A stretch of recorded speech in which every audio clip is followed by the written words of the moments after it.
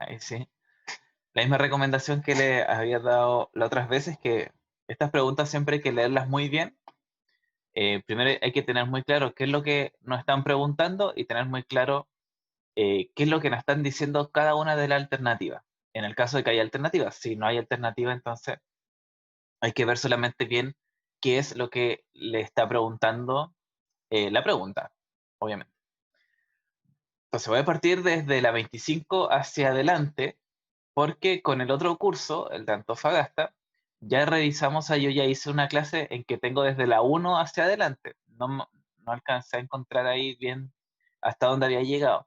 Pero en el caso de que no alcancemos a ver todas las preguntas, entonces ya existe el video con las primeras preguntas, o sea, desde la 1 hacia adelante. Por eso voy a partir desde la 25 hacia atrás, ya por si es que no alcanzáramos a ver todas las primeras preguntas. Entonces, vamos viendo. Si en algún momento tienen alguna duda específica o lo que sea, me avisan. Ya pueden escribirme por el chat o por el WhatsApp, que ahí también lo tengo abierto ahí y veo cuando, cuando me llega algún mensaje. Entonces, número 25, pregunta número 25, la última pregunta. Dice, el metano es un hidrocarburo gaseoso y el principal componente del gas natural. Cuando se quema, se produce una reacción química que libera energía en forma de calor, de acuerdo al siguiente esquema. Entonces, aquí nos ponen una reacción química. Ya fuego más metano más oxígeno. Y les puse los símbolos químicos. En verdad no es el fuego, es una chispa. Puede ser, o sea, no necesariamente es fuego, puede haber una chispa también, ya que eso también genera metano, que es como medio raro eso. CH4. Entonces, lo que nos dice esta reacción es que el fuego, al reaccionar con el metano y el oxígeno, se va a liberar calor, que eso en verdad es lo que vemos como fuego, agua, que es H2O, y dióxido de carbono. Dice, ¿por qué la quema del metano es una reacción de combustión? Aquí entonces no necesitamos ver, o sea, aquí nos da una información bien específica para saber qué es lo que ocurre en el caso de que no nos acordemos qué es la combustión. Y tenemos que ver los productos de esta reacción. Y el más importante es este. Eso es lo que se libera. Y cuando vemos eso, normalmente estamos hablando de una combustión. Eh,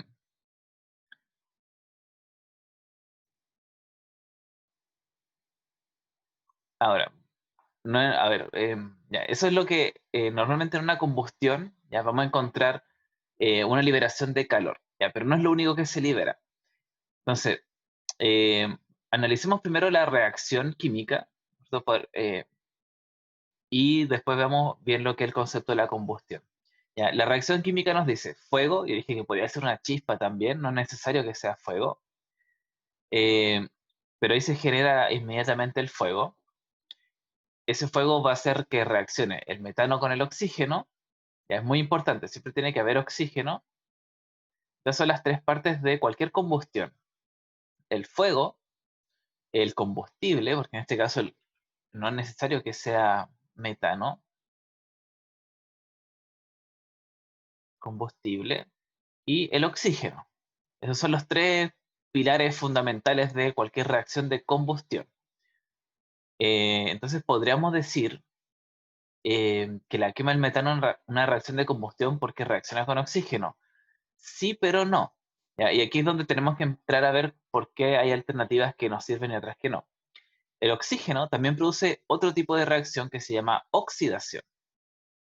Entonces, si bien es correcto que para que haya combustión tiene que haber oxígeno, el oxígeno también es parte de otros tipos de reacciones químicas. Por lo tanto, es medianamente correcto. Entonces, esa respuesta no es. Ya, a pesar de que ahí está el oxígeno y nos puede confundir eso. Veamos ahora los resultados de la reacción, los productos. La liberación de calor, que es lo que vemos normalmente como fuego, que es lo que también vamos a ver normalmente en una combustión. El agua, y el dióxido de carbono. Ahora, siempre que haya combustión, van a haber estas tres cosas. Siempre que yo estoy quemando un combustible, en este caso se está quemando metano, pero puede ser otro, puede ser butano, propano, metano, petróleo, benzina, gasolina. Siempre vamos a tener una liberación de calor, una liberación de agua y liberación de dióxido de carbono. Pero aquí también el calor, como propiamente tal, también se puede liberar en otras reacciones. No sé si es que alguna vez le han puesto yeso o han trabajado con yeso. El yeso cuando uno le echa agua se pone caliente, se aumenta su temperatura y eso no es una combustión. Entonces, no necesariamente porque haya calor va a ser una reacción de combustión. Eh, pero aquí nos dice calor como producto. Entonces, aquí nos menciona el calor, por ejemplo, pero es para iniciarse, nada que ver. Esto no tiene nada que ver con lo que está en la ecuación. Y el agua también se va a liberar en otros tipos de reacciones. Entonces, no porque haya agua va a haber una combustión. Como les digo, el agua puede producirse, es producto de muchas reacciones. Entonces tampoco va a ser, aunque aquí no nos menciona el agua. El único que nos queda, ¿cierto?, es la liberación de dióxido de carbono. ¿Por qué no los residuos? Aquí nos dice porque produce residuos. En esta reacción en particular que nos está mostrando, no hay residuos. ¿Ya? Un residuo, por ejemplo, podría ser monóxido de carbono o algún compuesto nitrogenado. Pero aquí no hay. Por ejemplo, cuando quemamos gasolina, ahí sí hay residuos. Pero en este caso, cuando se quema el gas natural, el metano, principalmente, no hay residuos, o sea, son muy poquitos, 0,01% es de residuos. Y eso es cuando hay impurezas dentro de este gas. Entonces, la única que nos queda es, ¿cierto?, la liberación del dióxido de carbono. Y el dióxido de carbono siempre se va a liberar en una combustión, eh, aunque también es producto de otras reacciones químicas. Lamentablemente, es un poquito engañosa esta pregunta. Pero principalmente la forma de producir dióxido de carbono es a través de la combustión. ¿Ya? Entonces, ese es el producto que siempre vamos a tener en una combustión, y siempre se va a estar liberando. Entonces, siempre que tenemos una liberación de CO2 es porque hay una combustión o alguna mini combustión que luego ocurre en nuestras células, por ejemplo. Nuestras células también producen esto y liberan CO2, que es lo que botamos cuando respiramos. ¿Ya? Vemos la siguiente pregunta. Dice, Pablo subió a la parte más alta de un cerro que se encuentra alrededor de los 300 metros sobre el nivel del mar. Vamos a dibujar eso. Vamos a dibujar un cerro y aquí está Pablo. Se preocupó, ahora, durante el ascenso, mientras subía, se preocupó de ingerir alimentos energéticos y mucha agua.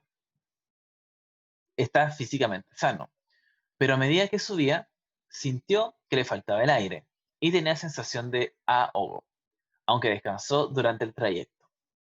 ¿Cuál es la causa más probable del malestar que afectó a Pablo al subir el cerro?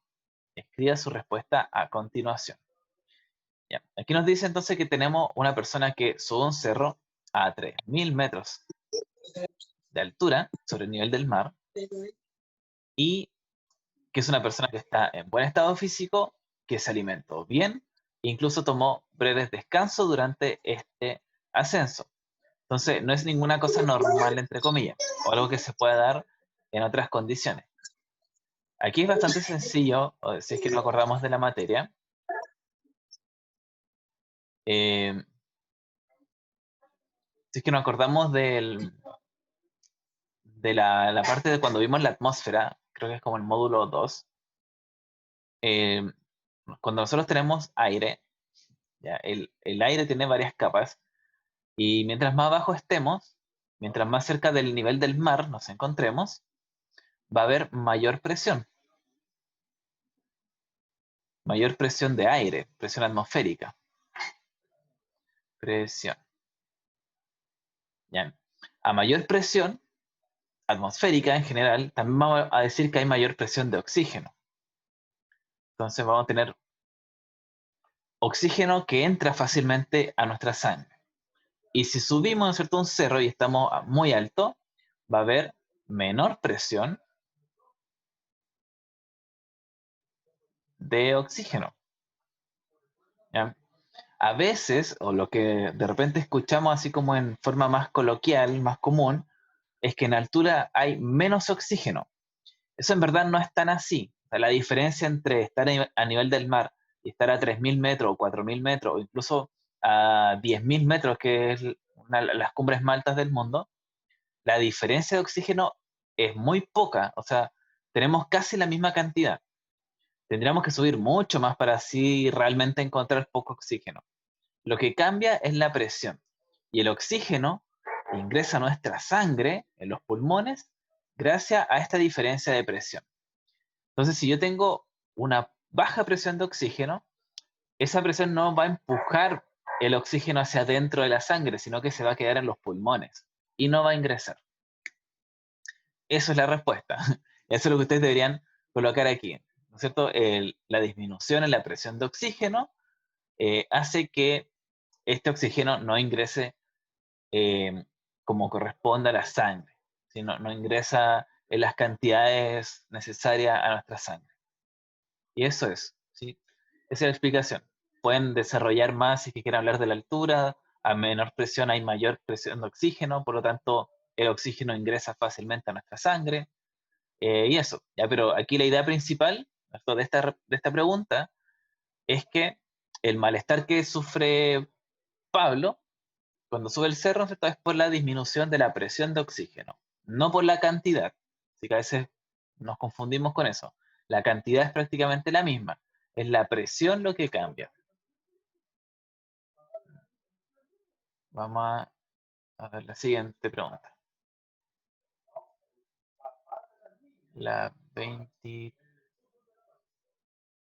23, 20, están todas mezcladas estas preguntas. Hay que ver. Me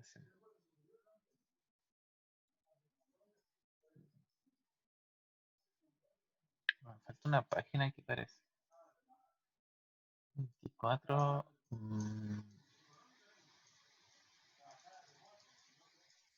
Vamos a seguir con esta página. Voy a ver si es que encuentro la otra. Ya, la siguiente pregunta nos dice,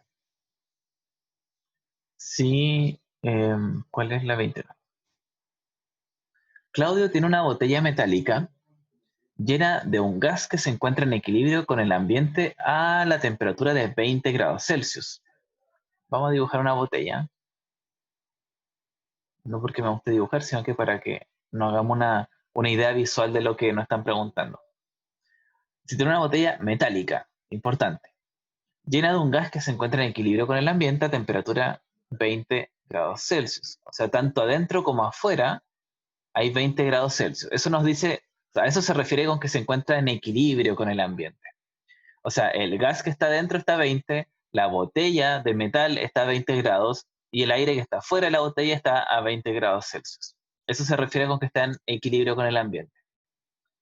Si la botella se pone en el interior de un refrigerador, de tal forma que disminuye su temperatura sin cambiar su volumen, porque es metálica, ¿qué cambio se producirá en las partículas de gas?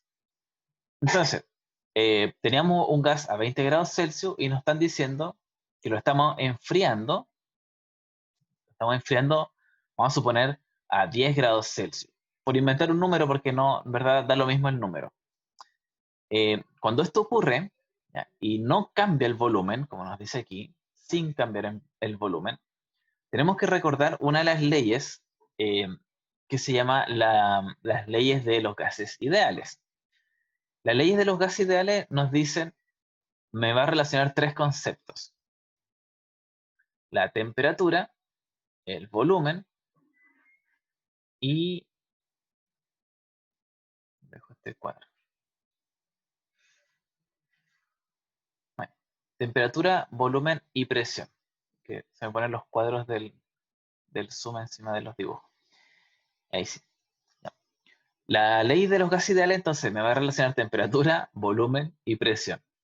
Me está diciendo que el volumen se va, vamos a poner aquí como en la situación inicial, y la situación final. Vamos a hacer como un cuadrito. inicial y final. Sabemos que el volumen se mantiene igual, ya no va a cambiar. Sabemos que la temperatura inicial va a ser alta, por decirlo de una forma, ¿cierto? De 20 grados Celsius, y la final va a ser más fría, va a disminuir. No sabemos exactamente a cuánto, pero yo le inventé ahí que son 10 grados, porque el 10 es menos que 20, ¿no? Puede ser 15, puede ser 8, da lo mismo. El punto es que se enfría, ¿cierto? Baja su temperatura. Entonces aquí básicamente lo que me están preguntando es qué pasa con la presión.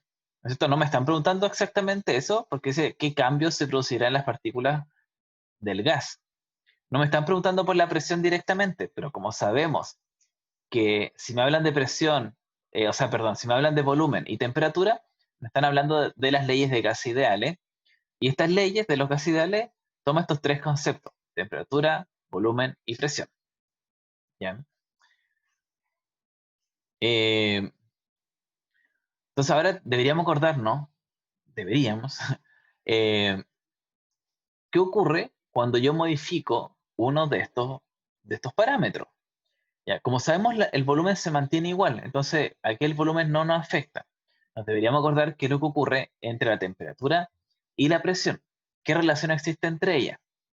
Entonces nos podríamos acordar directamente de una fórmula, pero vamos a suponer que no nos acordamos muy bien de la fórmula, ¿cierto? Pero solamente nos acordamos de que se involucran estas tres cosas. O sea, en el mejor de los casos, si nos acordamos de la fórmula, podemos saber al tiro como, ah, ya, cuando la temperatura disminuye, la presión hace tal cosa. Pero si no nos acordamos, pensemos un poquito en otra situación que sí nos pueda ayudar a imaginarnos qué es lo que está pasando.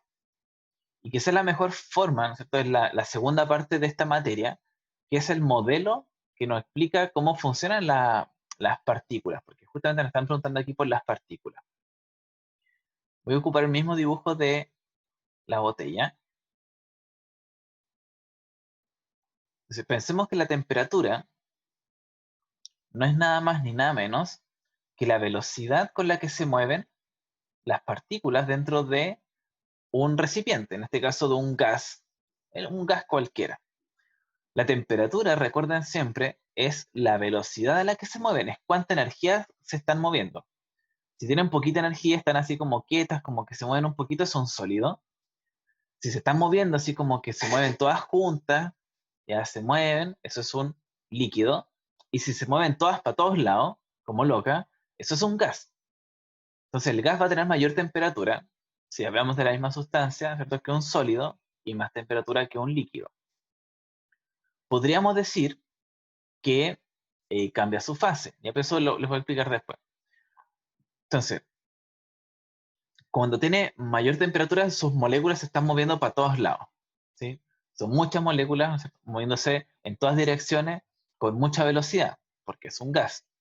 Pero si yo le disminuyo la temperatura, en otras palabras, lo que estamos diciendo es que esa velocidad es menor.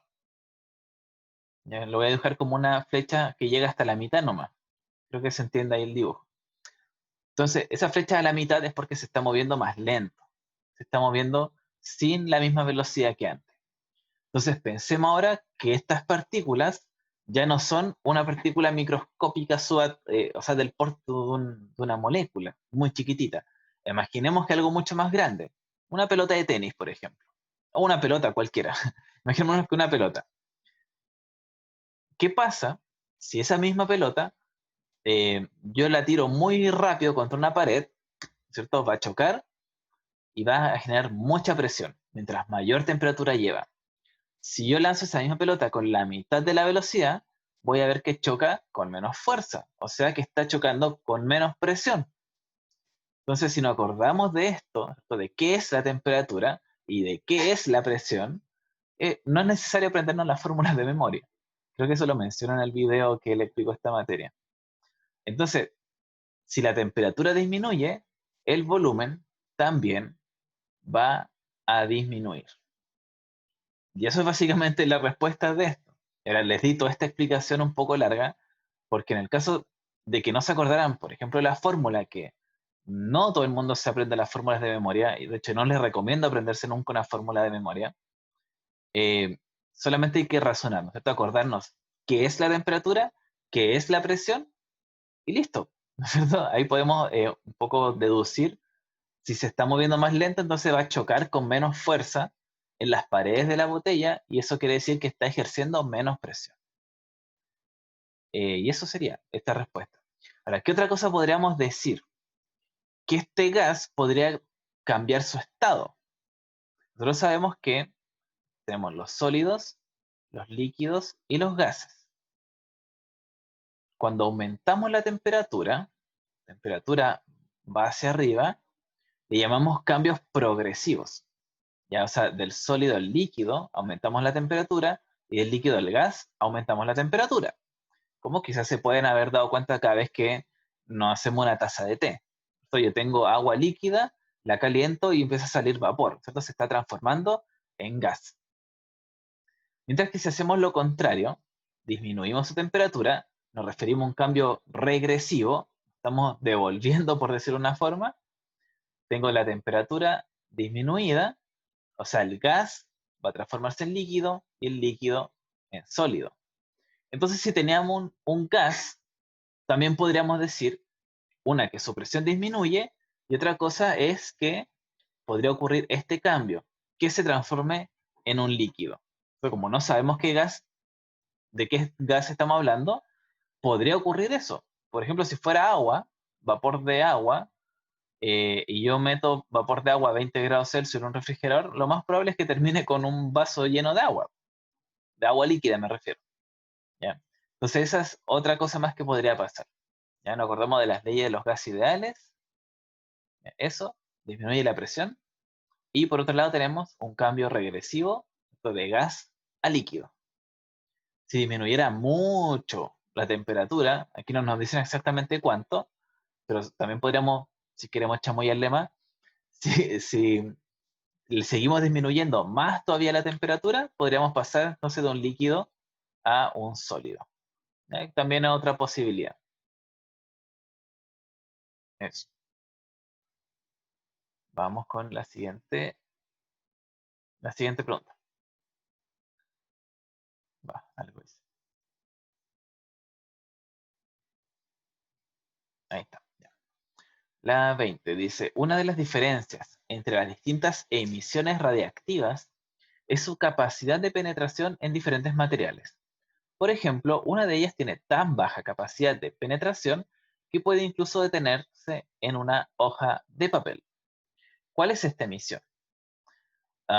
Y aquí lamentablemente lo único que podemos hacer es recordarnos, ¿cierto? O sabernos más o menos qué emisión.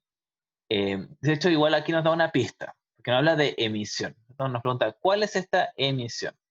Entonces ya podríamos al tiro descartar los que no dice emisión. O sea, descartamos al tiro los rayos X. ¿Son un tipo de emisión radiactiva? Sí, pero estas son, como les decía al principio, son estas pistas que nos da de repente la misma prueba para saber qué deberíamos responder. Eliminamos también la otra. Los rayos gamma también son un tipo de emisión, ¿ya? Pero le podrían haber puesto ahí emisión gamma, porque también le podemos decir de esa forma. Pero no, nos pusieron emisión alfa y emisión beta. En otras palabras, deberíamos acordarnos cuál es cuál. Eh, si es que se saben un poquito, ah, bueno, las letras, a ver, alfa y beta son letras del alfabeto griego, que por suerte son muy parecidas a las nuestras. Esto, alfa es la A y beta es la B. En ese orden, ¿ya? Nos vamos a ir refiriendo a partículas o emisiones que son desde las más grandes hacia las más chicas. O sea que la emisión alfa es una partícula grande en comparación a una emisión beta, que es una partícula más chiquitita. ¿Qué quiere decir eso? Si yo le pongo un obstáculo, es más fácil que la beta pase de largo, ¿cierto? Porque es más chiquitita, y en cambio la A, como es más grande, no puede atravesar ese obstáculo. Imagínense que ustedes están frente a una reja, ¿cierto? Una reja sería el obstáculo. Uno como humano es demasiado grande como para atravesar la reja. Pero si yo tiro una piedrecita, es probable que le pegue a a uno de los fierros de la reja y rebote y se me devuelva, pero también es posible que pase de largo. ¿Ya? Entonces pensemos que la hoja de papel es esta reja. Yo soy el humano, ¿no es cierto? La partícula más grande, que sería en este caso eh, la alfa. Y la beta es más chiquitita. Entonces nos dice, ¿cuál de ellas tiene tan baja capacidad? Espera, se me olvidó la pregunta. Una de las diferencias entre las diferentes emisiones radiactivas es su capacidad de penetración en diferentes materiales. Por ejemplo, una de ellas tiene tan baja capacidad de penetración que puede incluso detenerse con una hoja de papel. Me están preguntando, entonces, ¿cuál es la que es demasiado grande, que no puede atravesar, en este caso, ese obstáculo que es la hoja de papel? Siguiendo este ejemplo, ¿cierto? La alfa es la más grande, por lo tanto, es fácil detenerla como con una hoja de papel. ¿Sí? Incluso la detiene el aire. Si ustedes tuvieran, por ejemplo, un reactor nuclear ahora al lado de su casa, las partículas alfa no les van a llegar porque el aire simplemente detiene las partículas alfa.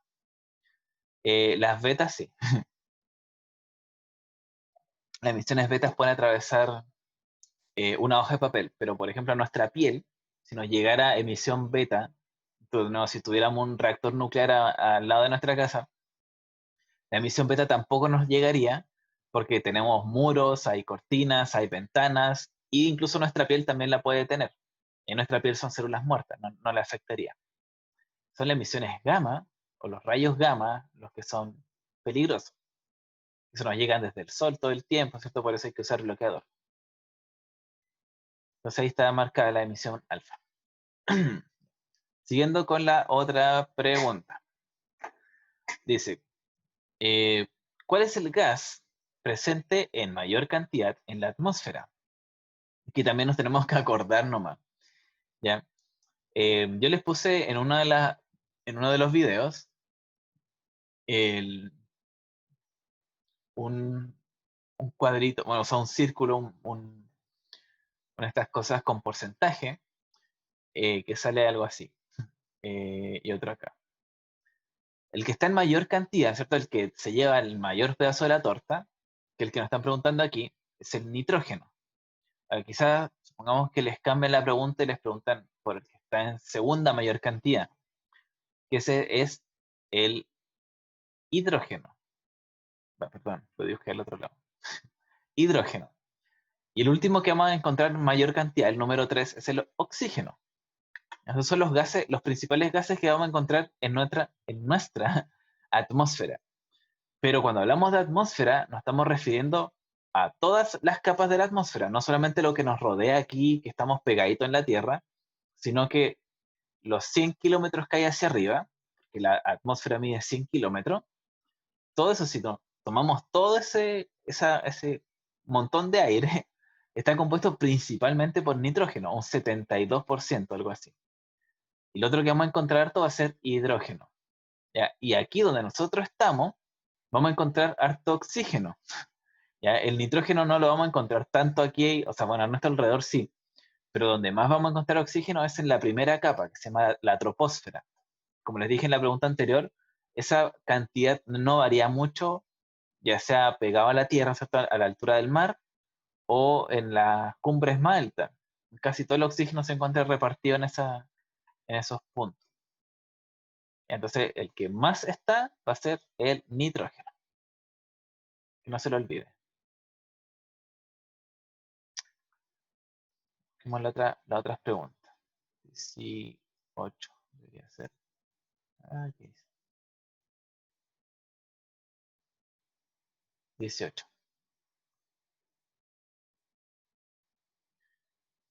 Ya. Aquí la pregunta número 18 nos dice, Carla puso agua fría en una olla y agregó 2 tazas de azúcar. La mayor parte de los granos de azúcar dejaron de verse, pero aún quedó azúcar visible en el fondo. Después de calentar el agua, observó que el azúcar del fondo ya no se veía. ¿Qué sucedió con el azúcar al aumentar la temperatura del agua? Escriba su respuesta a continuación. Aquí podríamos responder con una simple frase muy cortita, ¿cierto? Pero igual les tengo que explicar todo por qué ocurre esto, para que después se puedan explayar más en la respuesta. Si es que les preguntan exactamente lo mismo, que es muy probable. A ver, eh, existe un concepto que se llama la concentración y la disolubilidad. Y quizás le ha pasado esto, eh, cuando uno se hace una taza de té, por ejemplo, y uno le echa demasiada azúcar al té, este queda azúcar en el fondo sin diluirse. Yo no le echo azúcar al té, así que no sé cuántas cucharadas alcanza en una taza de té, pero eso ocurre. Me acuerdo que mi abuelo le echaba un montón y siempre quedaba así un montón de azúcar al fondo de su taza. Eh, entonces, ¿qué es lo que va a pasar? El agua tiene la capacidad de disolver azúcar. Bien, agua, por si acaso. Estamos hablando de agua aquí, ¿no es cierto? Eh, ahí dice agua fría. Ya estamos hablando de agua y que encima está fría. Eso es muy importante, pero ya les voy a explicar por qué. El agua, como les decía, tiene la capacidad de disolver el azúcar, pero hasta cierto punto, o sea, hasta una cierta concentración. Cuando tenemos una muy alta concentración, o sea, cuando hablamos de concentración nos referimos a la proporción entre las dos sustancias, en este caso el agua y el azúcar. Si yo tengo mucha agua y poquita azúcar, esta desaparece. Quizás todos lo hemos hecho alguna vez cuando le echamos azúcar al té. Eh, entonces le echamos el azúcar, lo revolvemos y es como que desapareciera el azúcar. Eh, pero si le seguimos echando más, ¿cierto? Empieza a quedar, porque esa concentración de azúcar va aumentando y vamos a decir que se satura. La saturación, ¿ya? Que este es un concepto que podemos usar en esta respuesta. Entonces, podemos decir que al principio el agua se encuentra saturada de azúcar, eh, porque nosotros tenemos mucha azúcar, tenemos muy alta la concentración. Aquí le estoy dando estos conceptos para que lo apliquen en el momento de responder, el que siempre es bueno utilizar el lenguaje científico. Ahora, ¿qué es lo que pasa? La capacidad que tiene el agua para saturarse o para diluir, como lo quieran ver, va a cambiar de acuerdo a su temperatura y a su acidez. O sea, por ejemplo, si yo al agua le echo, no sé, jugo de limón, va a cambiar su acidez, entonces también va a poder diluir más azúcar. Pero en este caso estamos hablando solamente de la temperatura. Entonces, a mayor temperatura, con rojo mejor, a mayor temperatura, vamos a tener mayor también eh, solubilidad. Este es el otro concepto que les tenía que mencionar. A mayor temperatura tenemos mayor solubilidad. ¿Qué quiere decir eso? Que el agua tiene mayor capacidad de diluir azúcar, ¿cierto? Al estar a mayor temperatura, ¿ya? O sea, yo le puedo echar más azúcar, ¿no es cierto? Y se va a diluir por el simple hecho de que esa agua esté a mayor temperatura. Tienen que ser temperaturas bien altas. Ya, si yo tengo no sé, un vaso con agua a 10 grados y otro a 20 grados, no es mucha la diferencia y no es tanto lo que se va a diluir. Pero si yo esa agua la llevo a 90 grados o a 100 grados, que es lo que está normalmente el agua cuando la hervimos, eh, ahí sí va a poder diluir mucha más azúcar. Entonces, aquí, ¿qué sucede con el azúcar? Se va a diluir, eh, o sea, o va a disminuir su saturación, ¿cierto? Gracias a que el agua aumenta su solubilidad al aumentar la temperatura. Es algo así podría ser la respuesta. Esto aquí, como les digo, lo importante es utilizar los conceptos apropiados para explicar el fenómeno. Pero eso es, en muy pocas palabras, eso es lo que sucede con el azúcar. Ahora sí, continuamos con lo último. Yo creo que alcanzamos a ver por lo menos unas 10 preguntas más. Y, ya. Si se me escuchara muy despacio o algo, me avisan por si acaso. Según esta cosa está funcionando todo bien, pero igual no se sabe. Eh, ya, quedamos en la pregunta número 17.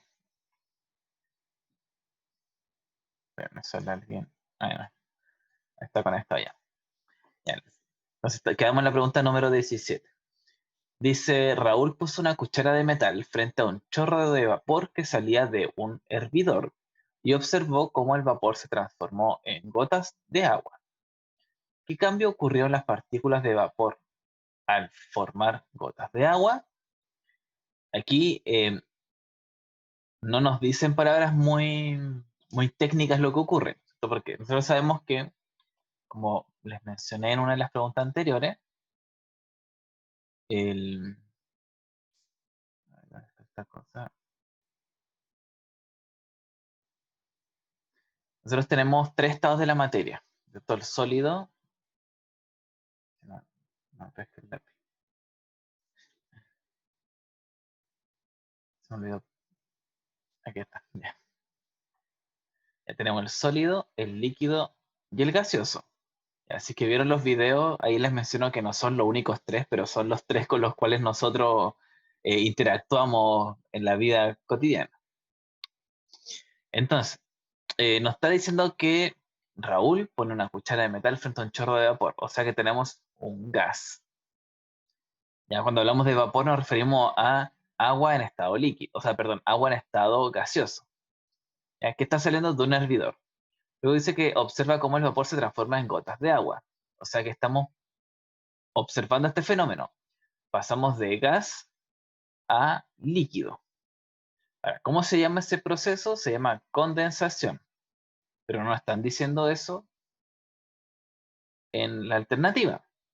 Me están diciendo, disminuye, perdón, aumentaron su masa, disminuyeron su tamaño, aumentaron su movimiento o disminuyeron su separación. Me están preguntando entonces qué ocurre con las partículas de este vapor de agua, que se está transformando en líquido. Entonces, en otras palabras, lo que nos están preguntando es qué pasa con las partículas en el proceso de la condensación. ¿Ya? Eso es lo que nos están preguntando de otra forma, con el ejemplo del agua solamente.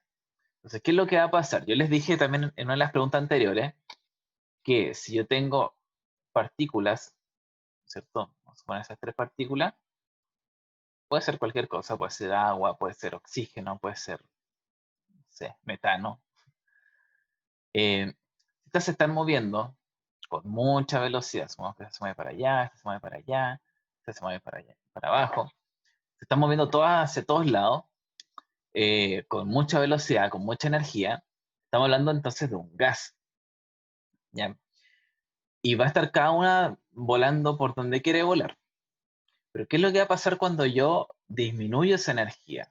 Si se enfría, que es lo que está ocurriendo acá, porque la cuchara le está absorbiendo calor, o sea, le está absorbiendo energía a estas partículas, entonces está haciendo que se muevan más lento. Y de hecho, tan lento que se quedan pegadas en la cuchara. Entonces vamos a tener menor velocidad y menor velocidad. Ahora, imaginémonos ahora esto en alguna situación un poquito más normal. Imaginemos que cada partícula es un niño pequeño que está corriendo en un parque, en una plaza. Si cada niño está corriendo muy rápido, para todos lados, para cualquier lado, lo más seguro es que en un momento voy a encontrar uno acá al lado mío y otro va a estar allá en el otro extremo de la plaza y en poco rato más, es que los dos están corriendo, puede que se cambien sus posiciones y pueden estar muy separados en algún momento, o de repente pueden estar medio juntos, pero rápidamente se separan. Si yo los enfrío, supongamos que se están cansando, eh, todos van a empezar a moverse más lento, van a empezar a caminar en vez de correr. Entonces, en algún momento quizás van a juntarse entre sí, van a chocar, eh, y puede que sigan caminando juntos. Eso es básicamente lo que ocurre en la condensación. O sea, las partículas pasan de estar moviéndose todas para todos lados a ir moviéndose juntas, ya porque empiezan a atraerse entre sí. Eso no sé si ocurrirá con los niños chicos, pero ocurre con las partículas. Entonces, en otras palabras, lo que está ocurriendo en la condensación es que al moverse las partículas más lenta, o sea, de manera más lenta, la separación que hay entre ellas va a ir disminuyendo porque se van a comenzar a ordenar. Eso, sí, que quizás les cambiara aquí la redacción, y se le ponen, se ordenan, eso es otra cosa, es lo mismo, porque disminuye entre ellos la separación, por lo tanto empiezan a formar formas, y esas formas le llamamos líquidos. Incluso si se ordenaran más todavía, pueden formar un sólido. El agua forma cristales, esas son formas. Siguiendo entonces a la siguiente pregunta. Seguimos con química. Dice, en el modelo atómico de Thomson, ¿cuál es la principal característica de las cargas negativas? Aquí nos tenemos que acordar un poco de cuáles son cada uno de los modelos atómicos. Ya, yo, de hecho, en el video que le explico los modelos atómicos, eh, les digo que hay algunos que son como más importantes que otros. O sea, son muchos los modelos atómicos. Si buscamos un libro de historia de la ciencia, podemos encontrar fácilmente unos 50 modelos atómicos. Pero se enseñan o priorizamos solamente 5 de ellos. Bueno, 6 con el último, el más reciente. Ya, esos son los que uno se debería acordar, los que se debería, entre comillas, aprender más o menos cómo cambió la visión de lo que entendemos por átomo a lo largo de la historia. Y uno de ellos, el más destacado, de los primeros modelos, fue el modelo de Thomson. ¿Qué fue lo que decía Thomson? Él pescó bueno, no pescó un átomo, pescó miles de millones de átomos en una placa de metal, pero él a lo que se dio cuenta con su experimento es que, eh, a ver, primero, hay que partir con el modelo anterior. ¿Ya? El modelo anterior, o lo que se pensaba antes de Thomson, que es el modelo de Dalton, es que todos los átomos eran como una especie de esfera sólidas, esto que no se podían dividir, porque de ahí viene la palabra átomos, que no se puede dividir, que era como una sola esfera, ¿ya? Hecha del material que después lo podemos ver como en nuestras manos. Por ejemplo, si fuera fierro, son puras pelotitas de fierro que al juntarse forman el fierro que conocemos. Lo mismo con el oxígeno, eran dos pelotitas de oxígeno que al juntarse andaban dando vueltas por el mundo. Esa era la visión que tenía entonces Thomson cuando aprendió de qué eran los átomos, porque Thomson vivió como 120 años después que Dalton, o creo que más. Entonces Thomson partió de esa idea, de que los átomos eran una cosa, ¿cierto? Como un sólido, una esfera concreta, ¿cierto? Que no tenía partes ni se podía dividir. Entonces él, en base a su experimento, se dio cuenta de que habían partes negativas, ¿ya? Y partes positivas. Según otro experimento que se había hecho antes de Rutherford, decía que el átomo era principalmente negativo, perdón, era principalmente positivo, tenía una carga positiva. Y Thomson se dio cuenta de que habían como pelotitas, ya, partes, o sea, lo que decía Rutherford es que todo era positivo, ¿cierto? Y Thomson se da cuenta con un experimento que hace con una placa de metal que hay unas partes o hay pequeñas regiones del átomo, ¿cierto? Que son negativas, un signo negativo, no es una carita, ¿ya? Eso es lo que él se da cuenta. Ahora, ¿cómo se da cuenta de eso? Ya da lo mismo, sería muy larga la historia. Entonces ya el átomo deja de ser de esa idea de que era como una sola esfera uniforme, sin nada, a esta nueva visión de que el átomo sí tiene partes, en este caso tiene partecitas que son negativas y que se encontraban incrustadas en una especie de masa positiva, que es lo que nos sale aquí en la pregunta, o sea, la alternativa correcta. ¿Ya? Él llamó a su modelo el budín de pasas, ¿ya? Porque era como bueno, el budín de pasas acá en Chile no es muy conocido, pero es parecido al pan de Pascua, por ejemplo. Era como el modelo del pan de Pascua en que cada electrón era como estas frutas que son súper malas, no conozcan a alguien que les gusten, pero que están incrustadas dentro de la masa, dentro de esta pelota gigante. Ya, eso es lo que decía Thomson.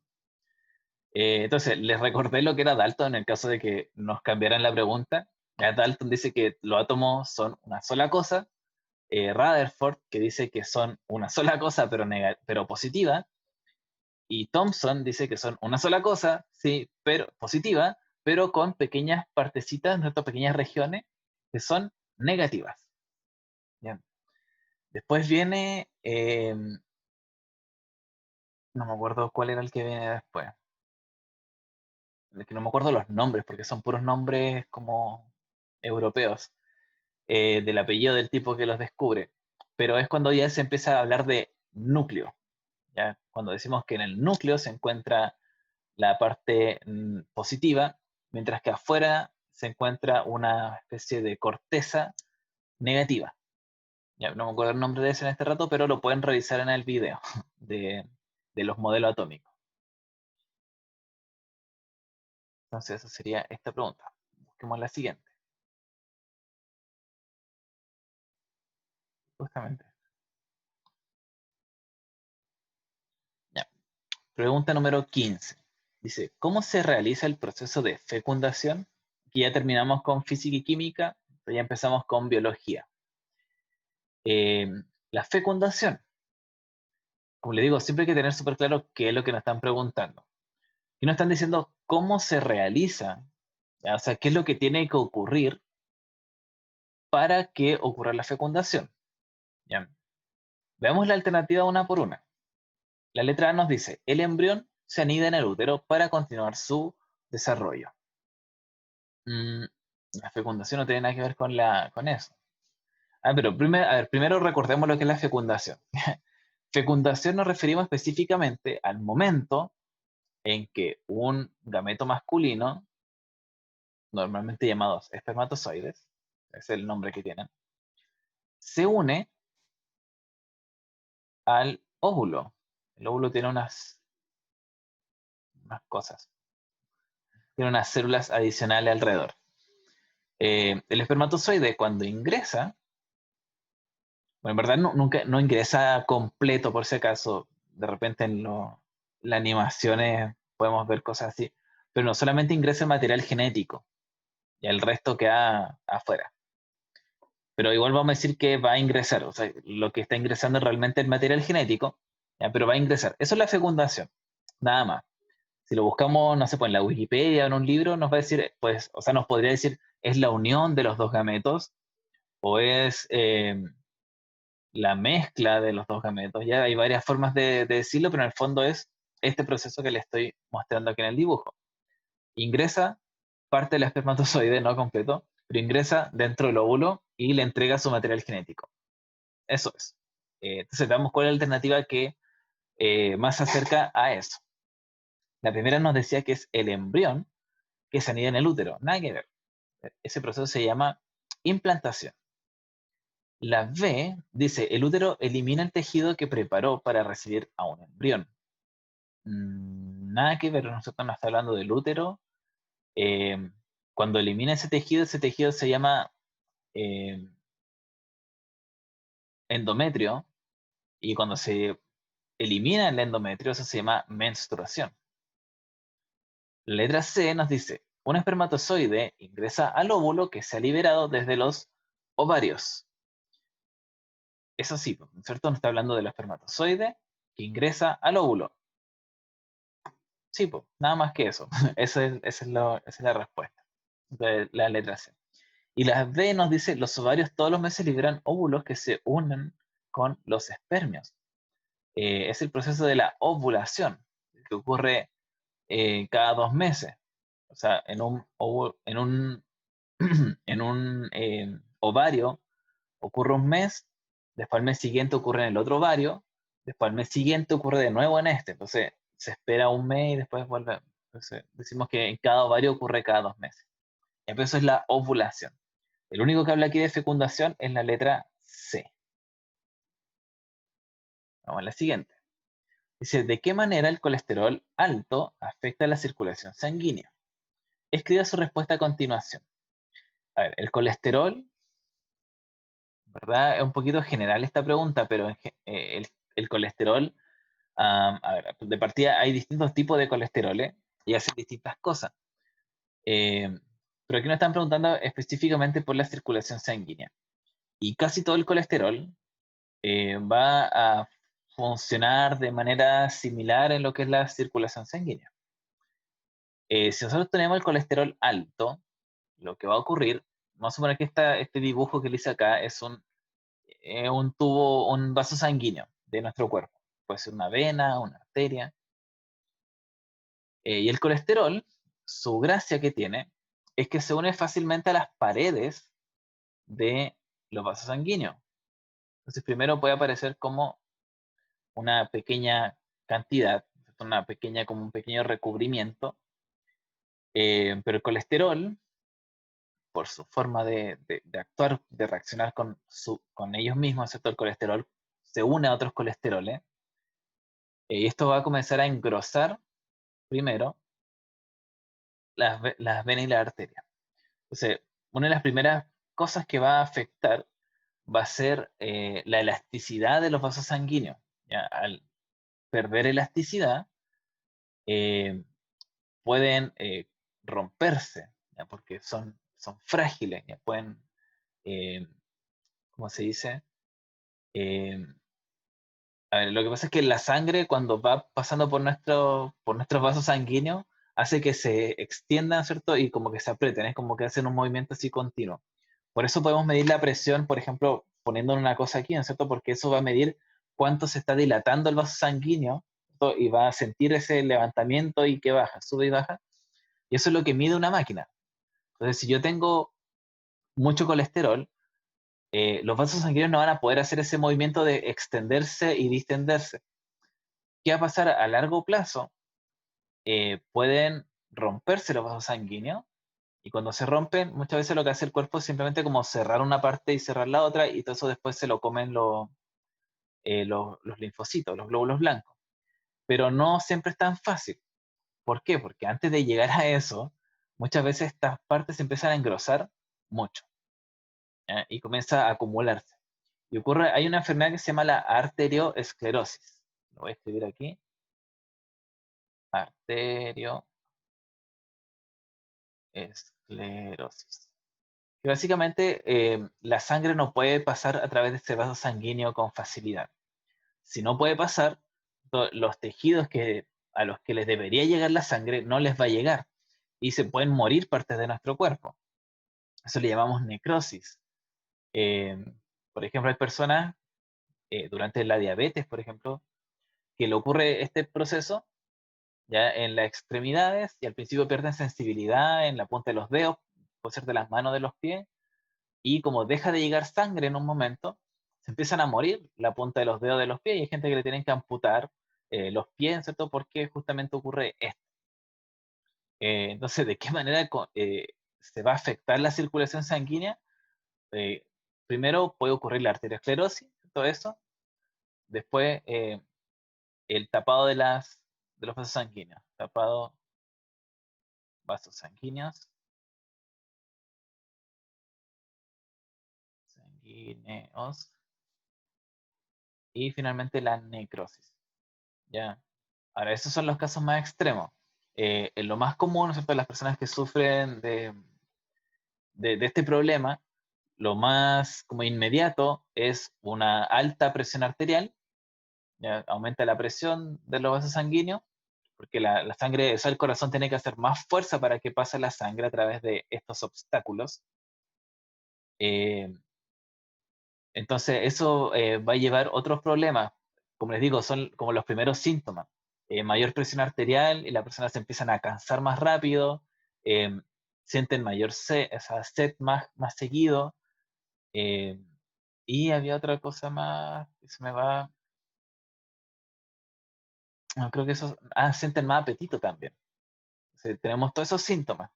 Entonces, ¿de qué manera lo va a afectar? Básicamente impidiendo su paso fácil, ¿no es cierto? Va a impedir que pase la circulación sanguínea. ¿Y qué pasa cuando eso ocurre? ¿No es cierto? Todas estas cosas que les mencioné ahora. Yo creo que aquí podrían enfocarse, o sea, si es que se le olvidan todos esos nombres, que sería quizá lo normal porque son muchos, muchos nombres los que hay que aprenderse. Eh, Acordarse, ¿no es cierto?, de lo primero que ocurre es que la circulación sanguínea se va a ver bloqueada. Y yo creo que ya con eso pueden partir, no se después a chamullar con el resto de lo que se puedan acordar. ¿Sí? O si están tomando un apunte ahí, no solamente se bloquea los vasos sanguíneos. Ya, la número 13. Dice, ¿en qué consiste el intercambio de gases que ocurre entre los pulmones y la sangre? Ya, a ver.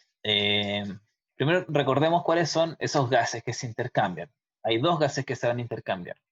Bueno, en verdad son tres, pero el tercero no nos preocupemos de. En un pulmón, nosotros encontramos unas estructuras que se llaman alveolos, que son cavidades básicamente por donde llega el aire, y que van a estar rodeados de los vasos sanguíneos, arterias y venas. El dibujo es súper feo, pero creo que se entiende. Van así como rodeándolo.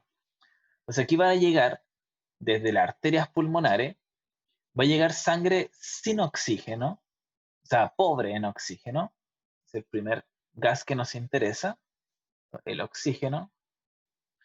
Y va a llegar esa misma sangre, va a llegar rica, ¿cierto? O llena de dióxido de carbono. Este es el otro gas que nos interesa, el CO2. Entonces, llega la sangre con poquito oxígeno y mucho dióxido de carbono. Y lo que va a hacer el alveolo es retirar ese dióxido de carbono y entregar oxígeno. O sea, la sangre que está saliendo del alveolo va a estar rica en oxígeno y pobre en dióxido de carbono. Entonces, veamos cuál es la alternativa que más se asemeja, ¿no es cierto? Que más nos explica esto que les acabo de explicar. La letra A nos dice, los pulmones entregan CO2 a la sangre. No, pues o sea, aquí acabamos de ver que el pulmón lo que hace es entregar oxígeno. Aquí le vamos a poner oxígeno, se entrega a la sangre y el CO2 se entrega al pulmón.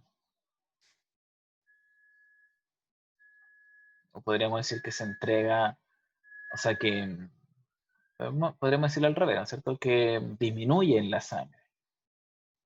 Entonces ya, eso, dice, los pulmones entregan CO2 a la sangre, nada que ver.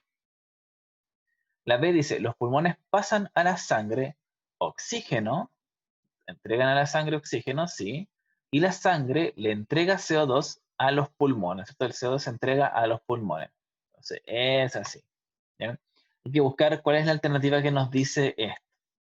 La C nos dice los pulmones entregan hidrógeno a la sangre, nada que ver el hidrógeno aquí. Y la D nos dice los pulmones, la D dice los pulmones pasan a la sangre oxígeno, sí, y la sangre le entrega hidrógeno a los pulmones, nada que ver el hidrógeno de nuevo acá. Entonces la más correcta, que tiene todas las partes, es la D. Entonces hay que tener mucho ojo con los nombres que nos ponen y hay que leer bien la alternativa. El otro gas que se intercambia aquí, por si acaso, es el agua, el vapor de agua, pero es tan poquito que en verdad no nos interesa. Ya no cumple muchas funciones, es un desecho nomás. Si ustedes se ponen la mano cerca de la boca o de la nariz cuando respiran, van a sentir humedad. Quizás es que le ha pasado que respirando con mascarillas y con lentes puestos, los lentes se empañan. Esa es el agua que sale. En la 12. La 12 nos dice, la fiebre tifoidea. ¿Cuánto tiempo nos queda? Tenemos 20 minutos todavía, así que alcanzamos a ver hartas cosas. La pregunta número 12 dice, la fiebre tifoidea es una enfermedad infecciosa del sistema digestivo. Ahí está ya la primera pista, por si acaso. Causada por una bacteria. Segunda pista. Provoca fiebre, dolor de cabeza, dolores abdominales y en algunos casos diarrea. ¿De qué manera se puede prevenir la fiebre tifoidea? Antes de leer la alternativa, yo le dije al tiro, aquí hay un par de pistas. Me acordaba de esta pregunta porque esta sí la alcancé a ver en el otro video, así que ya de aquí en adelante está en el otro video. Pero no importa. Igual puede que se me haya olvidado mencionar algunas cosas. Ya, primero nos dice, Ya, que una enfermedad infecciosa. Primer punto, ¿cierto? Hay enfermedades que no son infecciosas. Por ejemplo, el cáncer. El cáncer los produce nuestro mismo cuerpo. No es una infección. Cuando son infecciones, entonces porque algo ajeno, ¿cierto? Algo afuera de nuestro cuerpo la está provocando. O sea, algo de afuera está llegando, está ingresando a nuestro cuerpo eh, y nos está enfermando. Esas cosas ajenas le llamamos agentes patógenos. Me cayó la luz. Ahí sí. La otra pista nos dice, es del sistema digestivo. ¿Ya? Y tercera pista dice, causada por una bacteria. Y nos está mencionando, entonces, ¿cuál es ese agente patógeno? La bacteria va a atacar al sistema digestivo. Y si estamos hablando de una bacteria, entonces porque una enfermedad infecciosa. Entonces, hay que pensar al tiro cuáles son las medidas de seguridad que deberíamos tener, o más bien medidas higiénicas, para evitar que una bacteria ingrese a través de nuestro sistema digestivo. Ahora, hay muchas cosas, ¿cierto? Pero hay que ver cuál de estas medidas está en la alternativa. La primera A nos dice, comiendo frutas y verduras de preferencia. La verdad es que muchas frutas y verduras traen bacterias y no por comerlas vamos a evitar una infección. De hecho, todos sabemos, o lo que hace la gran mayoría de las personas, que las frutas y las verduras hay que lavarlas antes de consumirlas. Incluso hay algunas frutas y verduras que hay que lavarlas harto, ¿cierto? Incluso se recomiendan algunas lavarlas con agua caliente. Eh, pero no nos dice eso. Entonces sabemos que la fruta y verdura, si bien tienen sus beneficios para nuestra salud, hay que lavarla. Pero no nos dice que hay que lavarla. Entonces no puede ser esa la alternativa. La B dice, utilizando solamente servicios desechables para comer. Eh, Pucha, podría ser, ¿no es cierto? Si es que consideramos que la mayoría de los servicios desechables nadie los utilizó antes, entonces es difícil que estén contaminados. Pero no necesariamente nos va a ayudar a evitar una enfermedad, ¿no es cierto? Porque puede ser que comamos una fruta sucia, ¿no es cierto? Con tierra, ¿no es cierto? Que la sacaron directamente de un árbol y quizá ahí tenía bacteria, y yo utilizo un servicio desechable, en verdad no me va a ayudar. ¿Ya? Me podría prevenir que se me pase una enfermedad de otra persona a mí, pero no de lo que yo estoy comiendo. Creo que se entiende eso. Entonces, podría ser, pero no necesariamente nos va a servir. Está como incompleta esa respuesta. La C dice, lavándose bien las manos antes de manipular alimentos. Ya, ahí también podría ser, ¿no es cierto? Porque muchas de los agentes patógenos no están directamente en la fruta o en las verduras o en cualquier alimento que queramos, sino que lo adquirimos con nuestras manos. O sea, nosotros tocamos un montón de cosas en nuestras vidas cotidianas de repente sin darnos cuenta eh, y podemos mover ¿cierto? Esas bacterias. eh, por ejemplo, podemos hacer un servicio desechable, pero si nuestras manos están sucias, da lo mismo que nadie antes haya tocado ese servicio. O podremos lavar mucho una fruta o una verdura o cualquier otra cosa, pero si nuestras manos están sucias, de nuevo lo podemos contaminar. Entonces, esa es como la más correcta hasta ahora. Veamos la otra alternativa, que nos dice, agregando sal suficiente al alimento para matar los microbios. A ver, la sal sí puede matar algunas bacterias, algunas, pero no todas. Y no todos los alimentos le echamos normalmente sal. O sea, algunos sí, a otros no. Por ejemplo, no sé, a una pera, yo no le echo sal encima antes de comerla. Entonces, no es una medida higiénica, de hecho, ni siquiera está como dentro de los, no sé, por los reglamentos que tienen los comedores, las cocinas, así como echarle sal a las cosas para limpiarlo, no, ni siquiera se considera una medida de seguridad. Ya, a pesar de que, como les digo, sí hay bacterias que sí se mueren con la sal. ¿Ya? Pero no es una medida recomendable en ningún caso. Entonces, la más correcta en este caso va a ser lavarse bien las manos antes de manipular alimentos. ¿Ya? Eh, ahora, igual esa alternativa está medianamente incompleta, porque también si el alimento no está lavado, es posible que no nos sirva de nada lavar las manos. ¿Ya? Pero es la más completa dentro de las alternativas. Por eso les digo que lean bien las preguntas y la alternativa. Y a ver, la 9 aquí. La 9 dice, ¿qué acción realizada por el ser humano ha contribuido al adelgazamiento de la capa de ozono de la atmósfera? De un ejemplo y escríbelo a continuación. Ya, a ver, entonces hay que buscar un ejemplo y responder la pregunta. Eh, bueno, hay que mencionar acciones, por lo menos una acción, porque es cierto, aquí no dice de un ejemplo. Como les decía antes, lean bien las preguntas, entonces sepamos bien qué es lo que nos están preguntando. Entonces aquí solamente podríamos mencionarlo, porque no nos están diciendo el por qué, nos están preguntando qué acción realiza el ser humano, qué acción realizada por el ser humano ha contribuido al adelgazamiento de la capa de ozono. Hay muchas. Yo en el video que le explico de la capa de ozono, le menciono hartas cosas. O sea, ni siquiera es necesario enumerarlas todas o explicar el por qué lo están destruyendo. Solamente nos están diciendo, ve un ejemplo y escríbalo a continuación. Podríamos responder una sola palabra, como por ejemplo, bueno, una sola frase, como por ejemplo, quemar combustible. Quemar combustible. El combustible es fósil, ya pongámosle fósil, combustibles fósiles, ¿ya? Y ya eso es todo, ¿no es cierto? Porque, como les digo, hay que leer bien la pregunta. Si nos ponemos a chamullar cosas que no nos están preguntando, de repente nos podemos confundir y terminar con la pregunta, o sea, terminar con la respuesta mala. ¿Ya? Entonces siempre tener mucho cuidado en qué es lo que nos están preguntando. Y ahí dice textualmente, ve un ejemplo. ¿Ya? Y ahí ya tienen un ejemplo. Si quieren buscar más ejemplos, revisen el video, porque ahora se podría darles unos cuantos, pero ahí tienen más ejemplos. En el libro también salen hartos ejemplos. O sea, hartas acciones. ¿Ya? Pero básicamente cualquier actividad que tenga que ver con quemar un combustible eh, podría caer. Por ejemplo, manejar un auto. Podrían poner simplemente eh, utilizar un auto.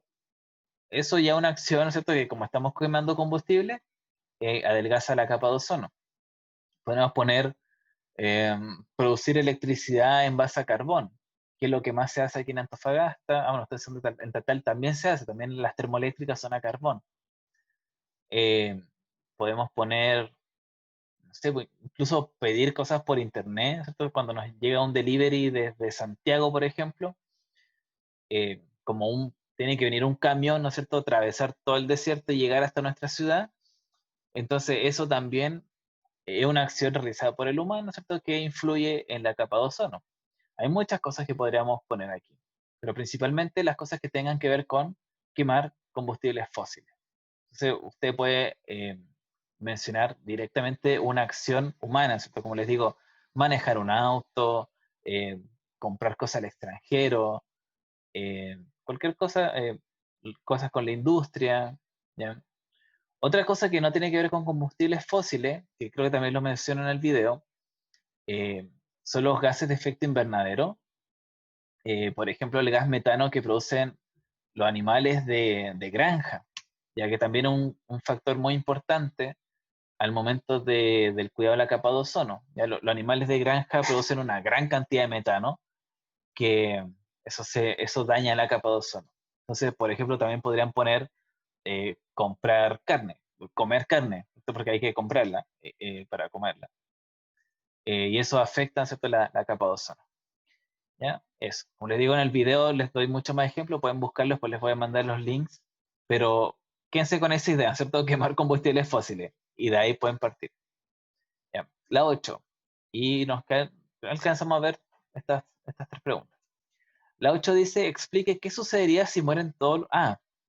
Estas preguntas es todo esto junto. Entonces partamos por acá. Dice, ordene la cadena alimentaria, observe la cadena alimentaria y responda a las preguntas 7 y 8. Ya cuando hablamos de cadena alimentaria, hay que fijarnos las partes. tenemos la planta, que es el productor, la mantis religiosa, que es el consumidor primario, el sapo, que es el consumidor secundario, y la serpiente, consumidor terciario. Eso es lo que nos están preguntando en la número 7. Dice, ¿qué organismo de esta cadena actúa como consumidor primario? El primario es siempre el que se come la planta, ¿ya? O el que se va a comer al productor.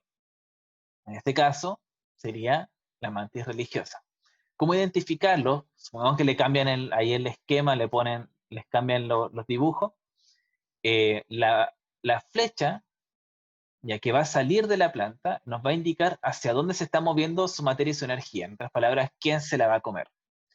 Si le ponen, por ejemplo, un pajarito que come planta, no hay pájaros que coman planta. Un bicho, otro bicho, que no sea la mantis religiosa, entonces ese sería el consumidor primario.